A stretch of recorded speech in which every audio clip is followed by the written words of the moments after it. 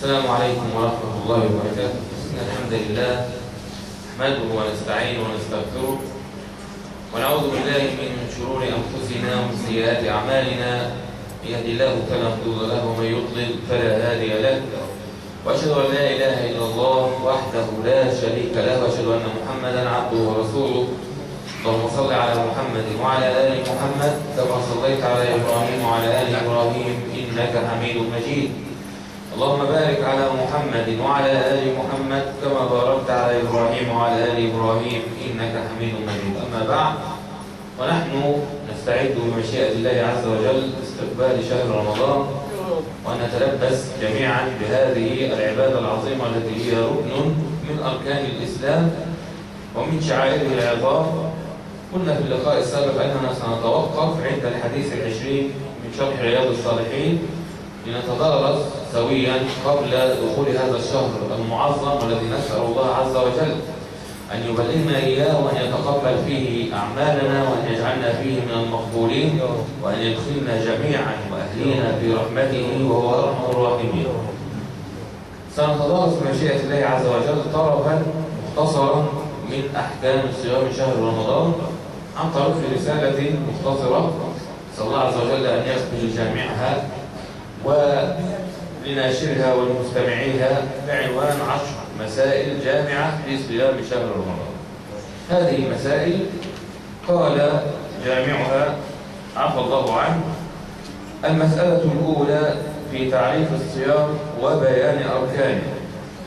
نحن نعلم أن القرآن نزل بلسان عربي مبين، أنزله الله عز وجل بهذا اللسان الفصيح، فما فيه من أوامر ونواهي كلها تتعلق باللغة العربية، بلغة العرب. إذا أمرهم الله عز وجل بأمر أو نهاهم عن نهي، أمرهم بما يعلموه ونهاهم بما يعرفوه من لغتهم. فبالرجوع إلى معنى الأوامر والنواهي في لغة العرب يتحقق الكثير من مفاهيم العبادة التي أرادها الله عز وجل منه. فالله عز وجل علمنا أنه فرض علينا الصوم. فما هو معنى الصوم؟ قال: تعريف الصيام في اللغة الإمساك عن الشيء.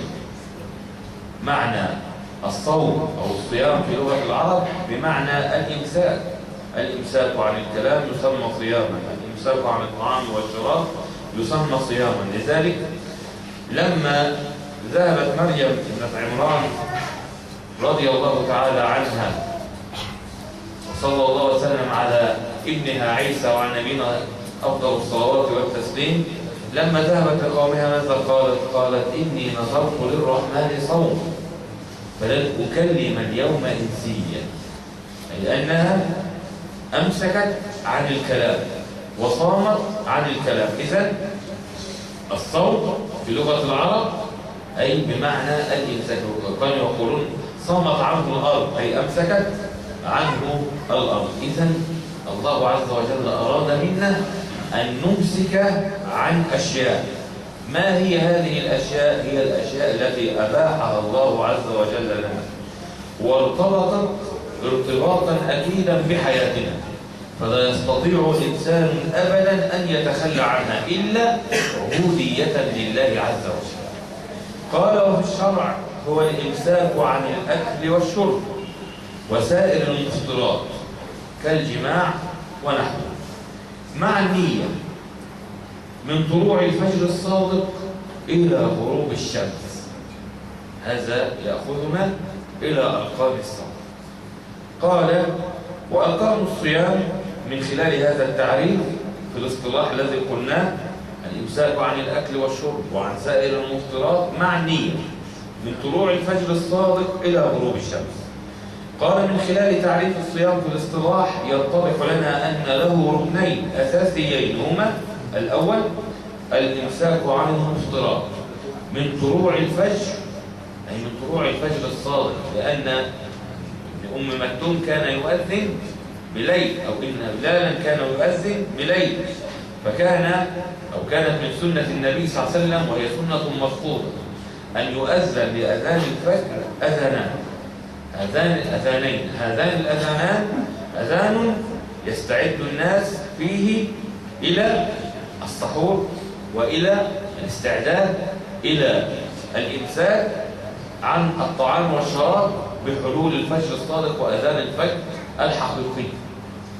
وكذلك يستطيع المتهجد أن يوتر وينتبه أن الفجر قد اقترب، وهذه سنة مهجورة أن يؤذن لأذان الفجر أذانين.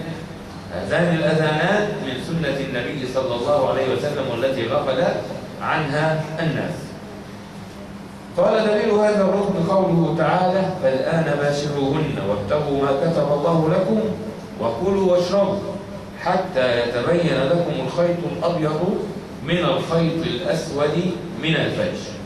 ومن لطائف صحابة النبي صلى الله عليه وسلم ومن حسن امتثالهم لأوامر الله عز وجل أن أحد صحابة النبي صلى الله عليه وسلم لما نزلت هذه الآية وضع تحت وسادته خيطان، خيط أبيض وخيط أسود، وظل ينظر إلى الخيطين ويأكل ويشرب، فلما تبين له الخيط الأبيض من الخيط الأسود كان النهار قد طلع، فذهب إلى النبي صلى الله عليه وسلم وهو أظنه علي بن حاتم رضي الله تعالى عنه، فحكى له فقال له النبي صلى الله عليه وسلم: إن وسادتك لعريضة، أو قال له: إنك لعريض القفا.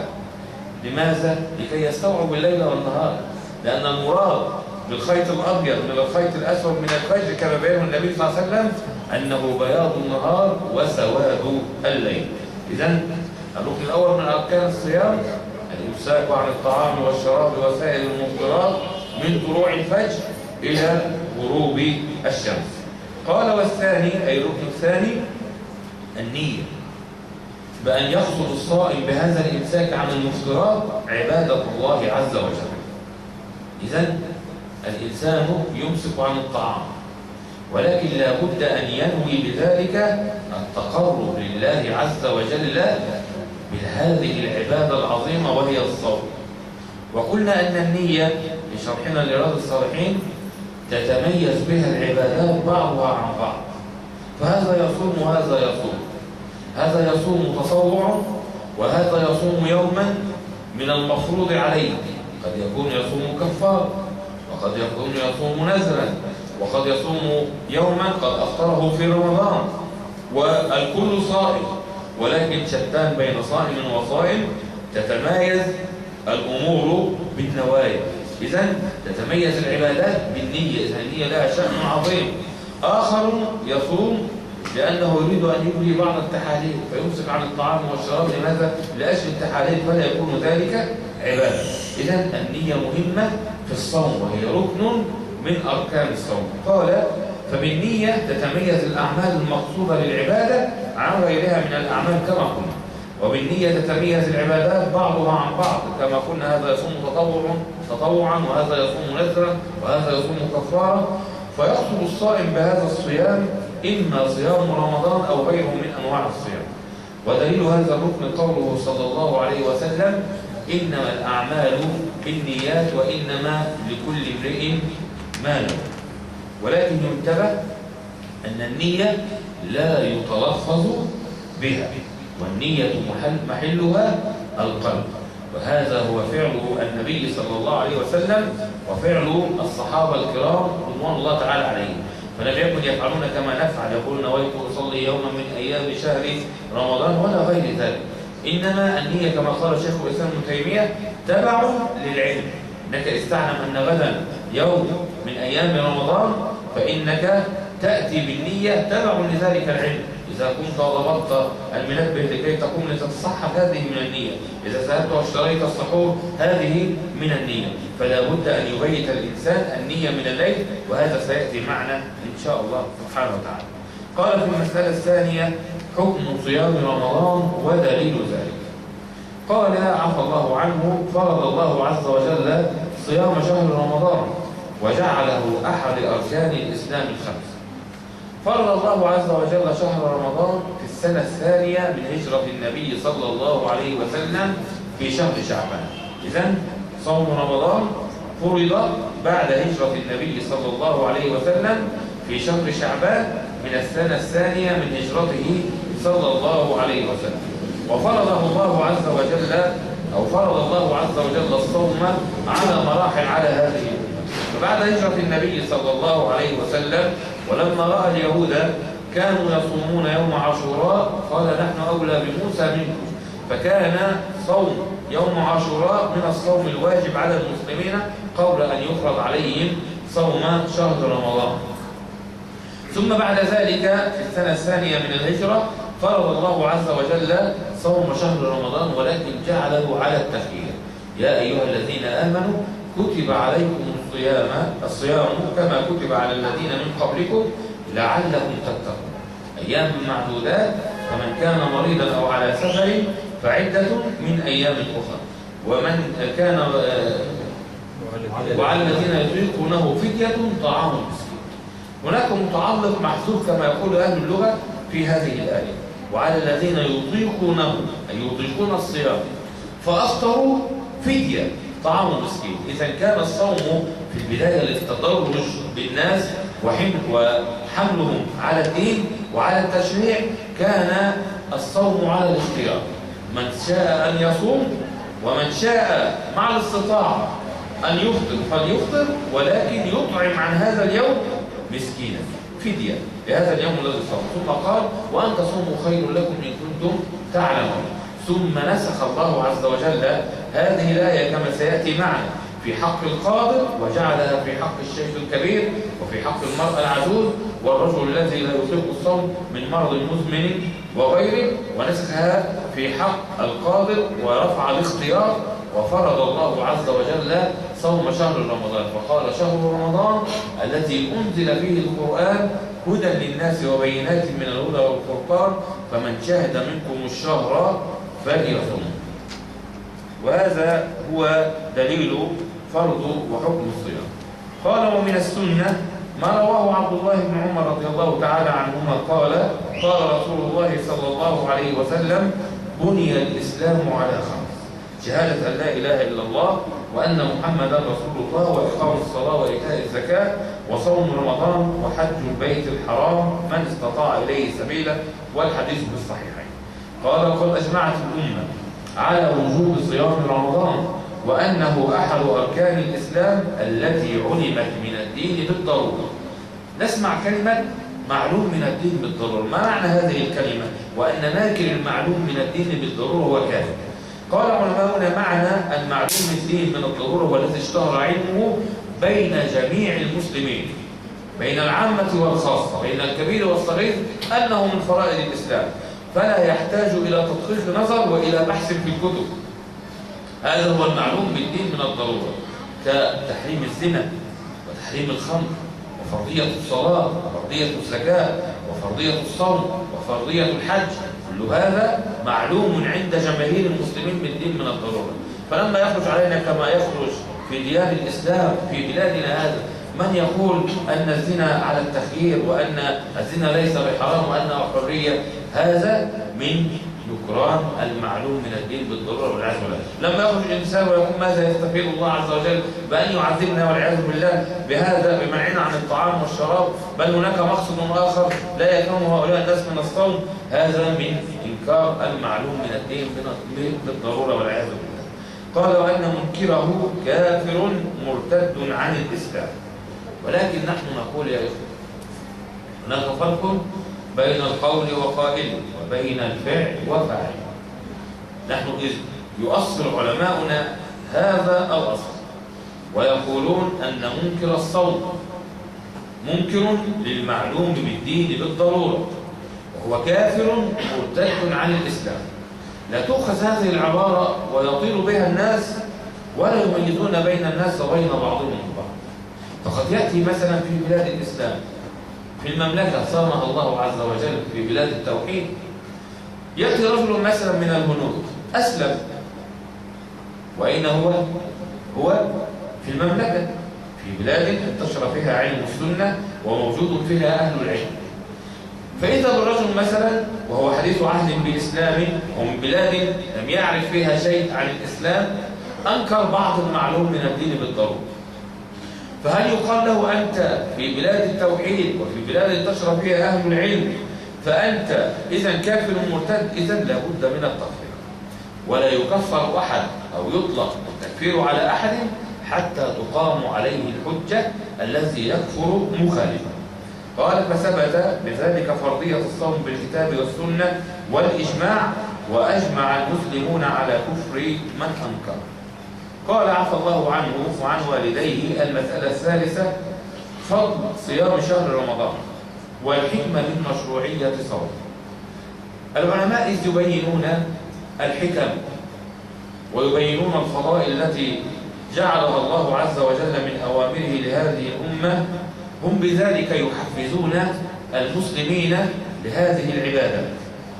ولكن على المسلم ابتداء أن يتقبل كل ما جاء في كتاب الله عز وجل من الأوامر والنواهي، وأن يتقبل كل ما صح عن النبي صلى الله عليه وسلم من الأوامر والنواهي من دون تردد، ولا يسأل عن الحكمة.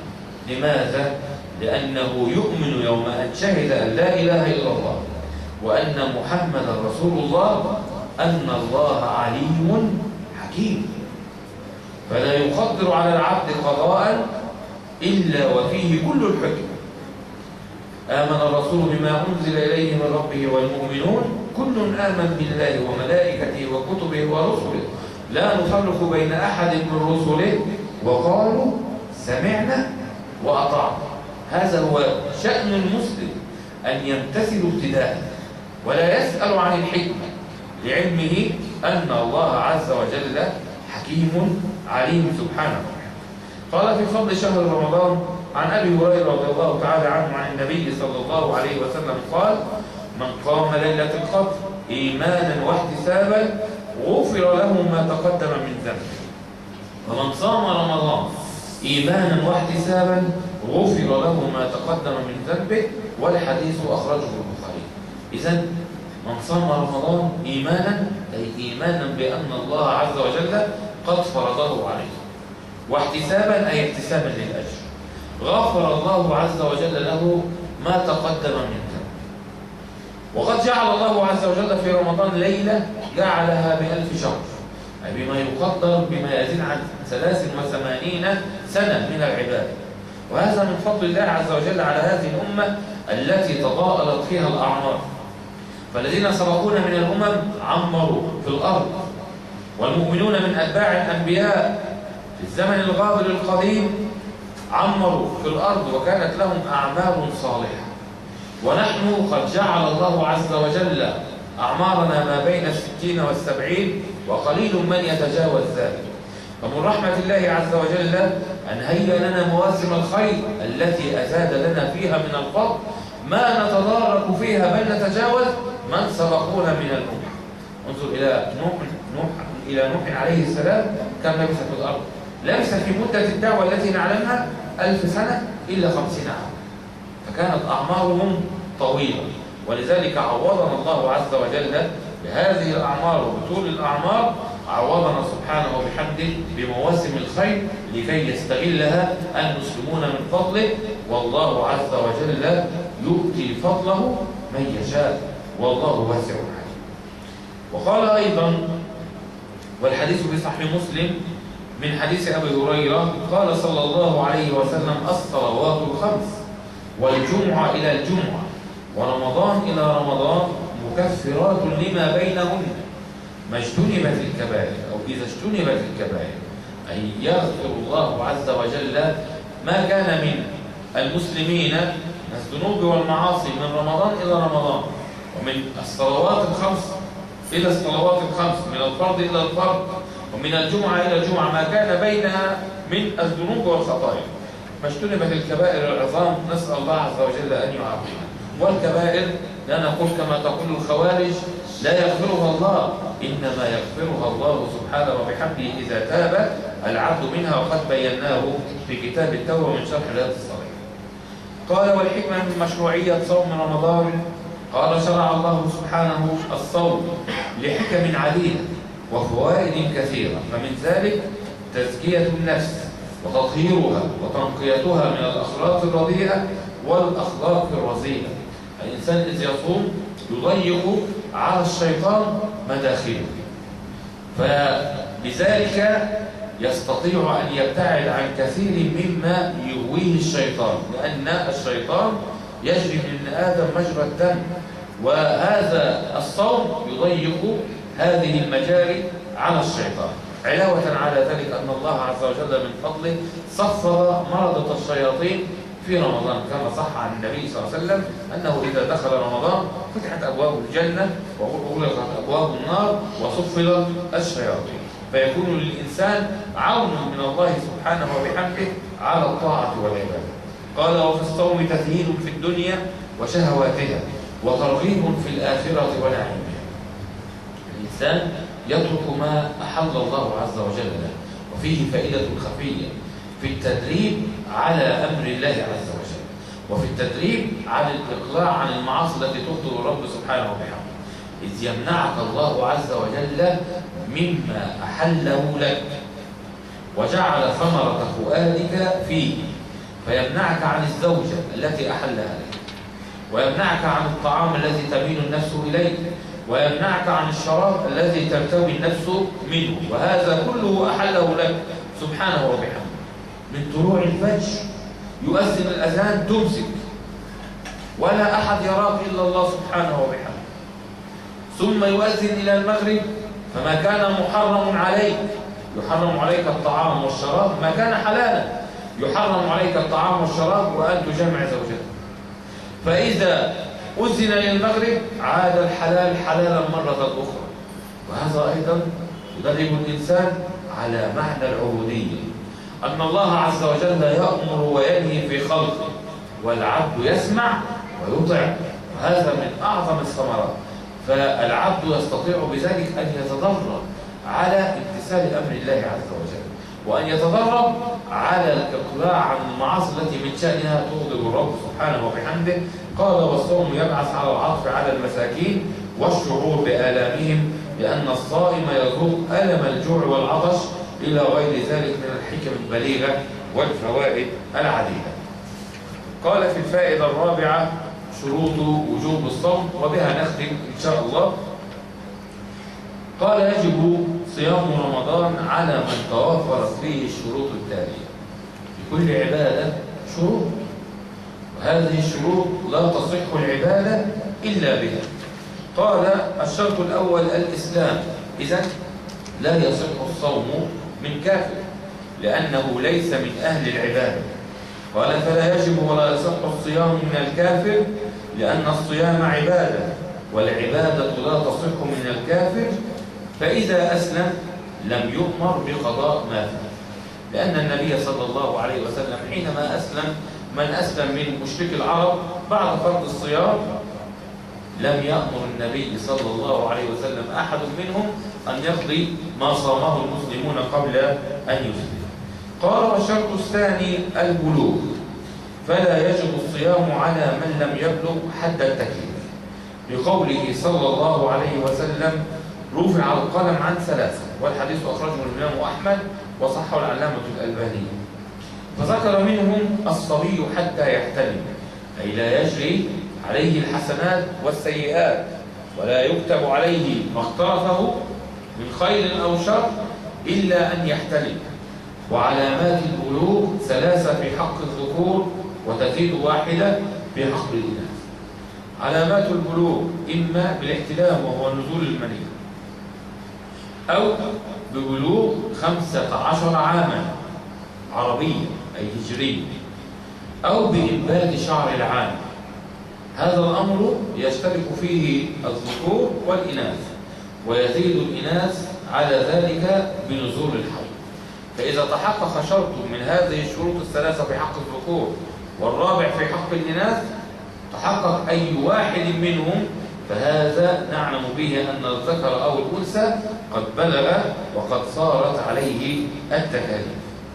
قال: ولكنه يصح الصوم أي من الصبي من غير البالغ لو صام، وعلى ولي الأمر أن يحمله على الصوم ليعتاده ويألفه.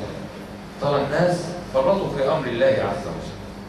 هذا النشء النكد الذي نراه في ديارنا من شباب يتباهون بالإفطار في نهار رمضان، هذا منشأه الأول من البيت، إن الآباء والأمهات قد غفلوا عن شعائر الإسلام. ووالله ما زرع أحد زرعا إلا حصد، فمن زرع خيرا يحصل الخير، ومن زرع شوكا لا يحصل إلا الشوك. فمن حمل ذريته على أمر الله عز وجل واتقى الله عز وجل وراعى أمره في ذريته في الصغر، حفظ الله عز وجل له أمره عند الكبر، فألقى في قلوب أبنائه برا عندما يكبر. إذن العقوق الآن في ديار المسلمين يتصل اتصالا أكيدا بتفريط الآباء والأمهات إلا من رحم الله من المبتلين في أوامر الله عز وجل وفي حمل أولادهم على أمر الله سبحانه وتعالى. كان سلفنا الصالح وكان الصحابة الكرام يحملون أبناءهم من ذكور وإناث على الصوم وهم صغار، وكان الأطفال يبكون لأنهم يريدون أن يأكلون ويشربون، فكانوا يصنعون لهم الكرة من العهن أي من الصوف، يعطونها أو يدفعونها لهم يتلهون بها. إذن على كل أب وأم أن يحملوا الذرية والأطفال ويحببوهم في شعيرة الله عز وجل، ويحببوهم وينشئوهم على تعظيم أمر الله، فإن فعلوا ذلك رشدوا في حياتهم وفي آخرتهم. قال الشرط الثالث العقل، فلا يجب الصيام على المجنون والمعتوه، لقوله صلى الله عليه وسلم: رفع القلم عن ثلاثة فذكر منهم المجنون حتى يفيق. قال في الشرط الرابع الصحة، فمن كان مريضا لا يطيق الصوم لم يجب عليه الصوم، أباح الله عز وجل له أن يفطر، لأن الله عز وجل رفع اجتماع المشقة عن هذه الأمة. وهناك قاعدة فقهية استنبطها العلماء من النصوص الشرعية، وهي المشقة تجلب التيسير، وأن الأمر إذا ما ضاق اتسع. فمن رحمة الرب سبحانه وبحمده لهذه الأمة أن رفع عنها المشقة.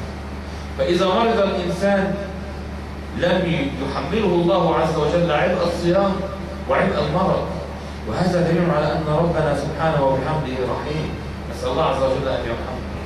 فلا يجمع على العبد مشقتين، فأباح الله عز وجل للمريض أن يفطر في رمضان ولم يوجب عليه الصوم، ولكن إذا صام صح صومه، لذلك قال: فمن كان مريضا أو على سفر فعدة من أيام أخرى. أباح الله عز وجل له أن يفطر في رمضان ولم يلزمه بالصوم في رمضان مع المرض الذي يشق عليه، ثم وسع له سبحانه وبحمده وقت القضاء من رمضان إلى رمضان، فهذا من فضل الله عز وجل ومن رحمته.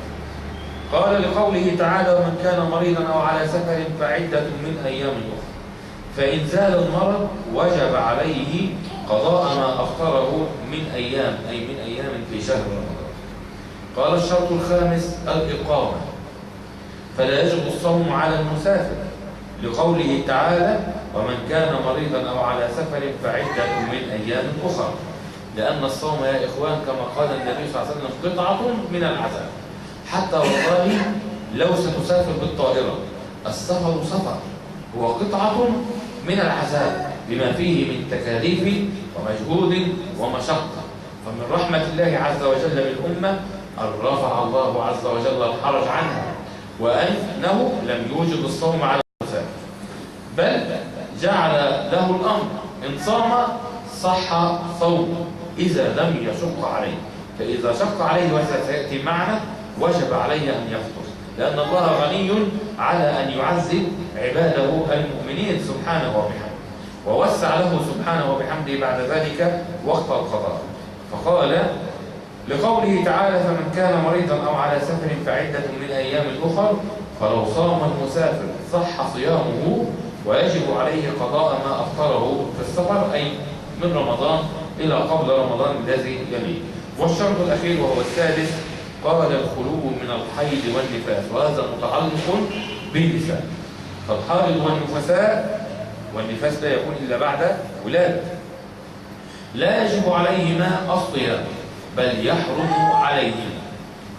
يأتي بعض من لا حظ لهن من النساء ممن لم تزكي نفسها بأمر الله عز وجل بتعلم أمور الدين، فتتورع تورع باهت وتلزم نفسها بالصوم مع الفطر، وهذا للجهل، وهذا كثير والله في بلادنا للأسف، مع أن صوم الحائض والنفساء حرام.